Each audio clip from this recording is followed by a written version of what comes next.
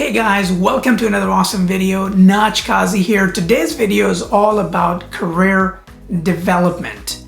I will talk about how you can position yourself to be among the top 10% in the United States, and also how to take your career to the next level. I will share some pro tips and tricks that will completely revolutionize your career and set you on a rocket ship that will take you to another planet. Are you ready? I am pumped.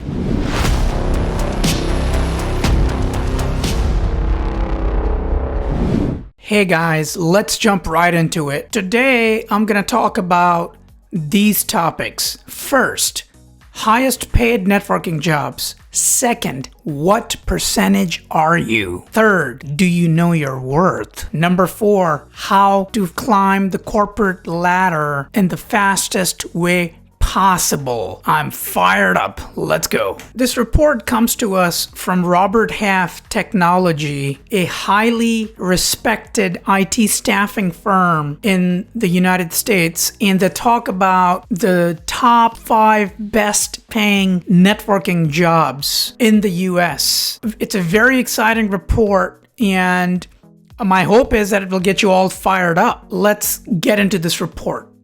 So the very first job covered in this report is network architect. They're the highest paid in the industry, with the average of $134,000, low end $112,000, and at the high end you're looking at $190,000. Job responsibilities include designing and building local area networks and wide area networks. So it's a big deal. And typically, for someone to become a network architect, it's not a type of gig that you start off with. This is something that you eventually end up leading into with some experience under your belt. And this report shows that you need at least 5 years of experience. In my humble opinion, in reality, it's more like 7 to 10 years worth of experience. Number 2 on the list is wireless network engineer. Average of 119. On the low end, you're looking at about 100K, high end 160-ish. Job responsibilities include designing and architecting wireless networks. So exciting stuff. It's a field that's exploding right now because everybody's going wireless, right? All the new devices have wireless capabilities, and gone are the days when you would want to plug things in physically. Plus, it's expensive to maintain a wired network. A wireless network is relatively more cost effective than building a wired network. Number 3. Network security engineer, with an average salary of $115, low end $97, high end $163. Very well paid gig. Job responsibilities include designing and implementing network security. So when you're a network security engineer, you're 100% focused on security and securing your corporate environment. So that means firewalls, IPS, IDS devices. That includes antivirus, anti-malware protection, pretty much all different facets of security. Very exciting and interesting field. It's exploding right now. And from an experience perspective, you need to have 5+ years of experience. Makes sense because it's a pretty serious job. Next up, number 4 is network manager, with an average salary of $111, low end around $94K, high end around $160K. Now, the biggest thing about this job role in comparison to some of the other job roles we have discussed so far has to do with the fact that you need to have a good mix of both IT and business knowledge. because you're going to be dealing with people. So you need to have pretty decent people skills, right? So you're going to be managing a team of engineers or a team of architects or potentially a team of administrators that are under you, and they're pretty smart people. They know what they're doing, and you have to kind of work closely with them. And you're also in charge of overseeing the entire corporate network environment, right? So your LAN, WAN, because you're a manager, right? So you're responsible for it all. It's a really amazing role for people that enjoy dealing with people and technology. In my personal assessment, you would need at least 7+ years, if not a decade worth of experience. Up next on the list is Network Security Administrator. Average salary, 110-ish. Low end, 92. High end, 155. Job responsibilities include monitoring and troubleshooting network security. Now, the big difference between this job and the other security job that we talked about at number 3, security engineer, is here you're not designing and architecting and implementing. Here, you're purely monitoring and troubleshooting network security that has already been implemented by another network security engineer. That's the big difference. And experience-wise, in my opinion, once again, it's not covered in the report, but I think you would need 5+ years of experience to be able to pull this off. That being said, a really interesting trivia question for you guys.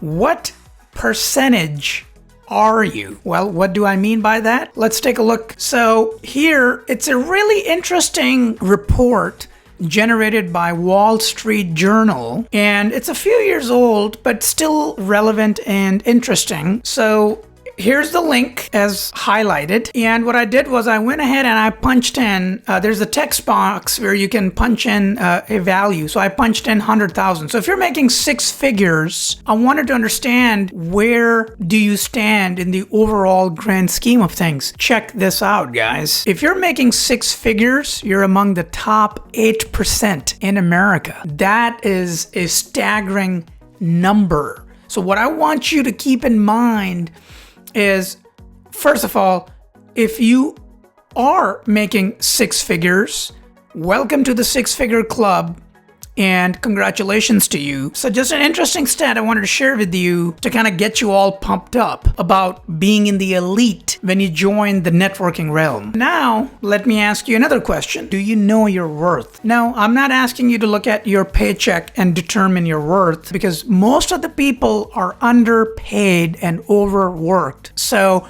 you cannot look at your paycheck and determine your worth, okay? What I'm talking about is a tool that can give you in-depth analysis of what's reality. So if you check out this tool right up there, linkedin.com/salary. Let me give you a real quick demo of how that looks. Okay, so I logged in to LinkedIn because you're supposed to be logged in. I typed in help desk analyst in San Francisco Bay Area.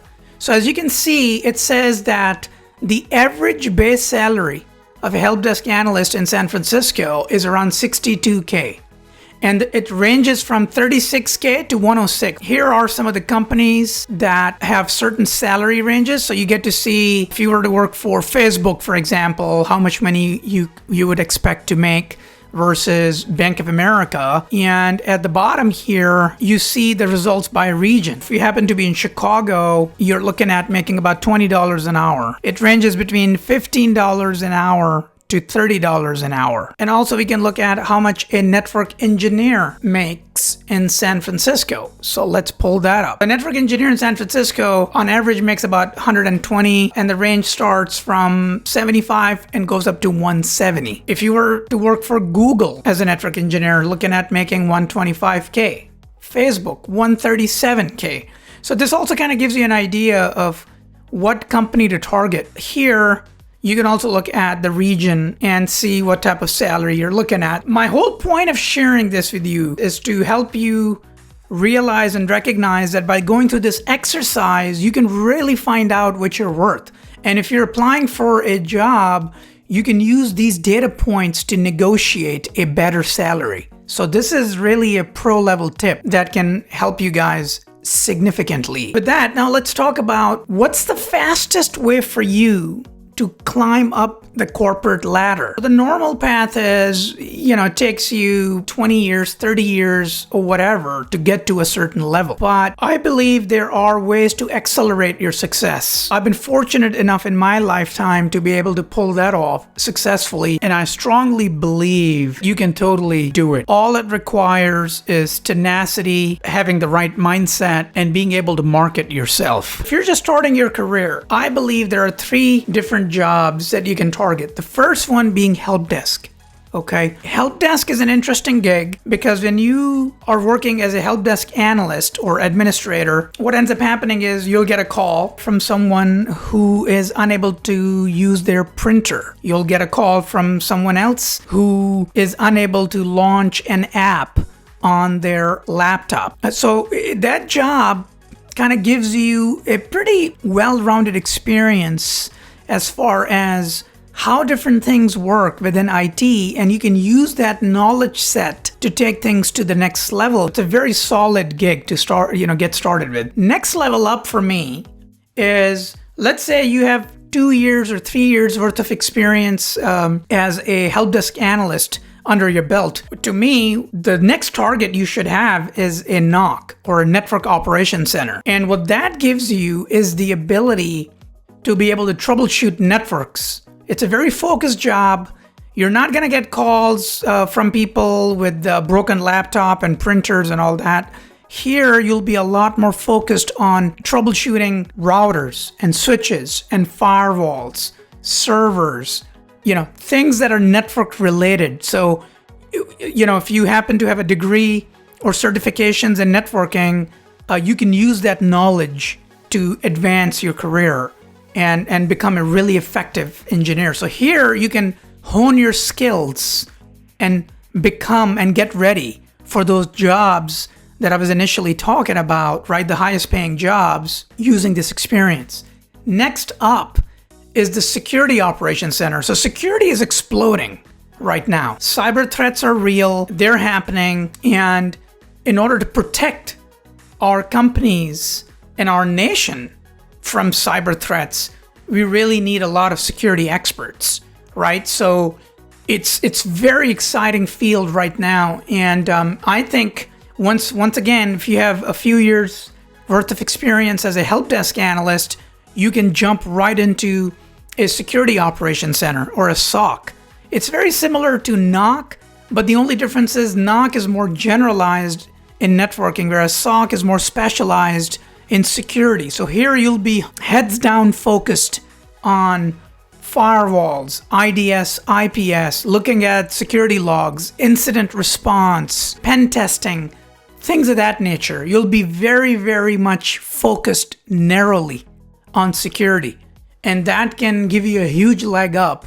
And eventually, after doing this for a couple of years, you can become a security engineer and have a great career ahead of you. That wraps up today's video. Hey guys, thank you for watching today's video. As you may know, I'm fairly new to YouTube, so if you could do me a huge favor and drop down in the comment below any type of content you would like me to cover in the future videos, and I would love to take that feedback and create content that is relevant to you so you can go out there and crush it. Hope you liked today's video. If you did, smash the like button, hit subscribe, and I'll see you in the next video.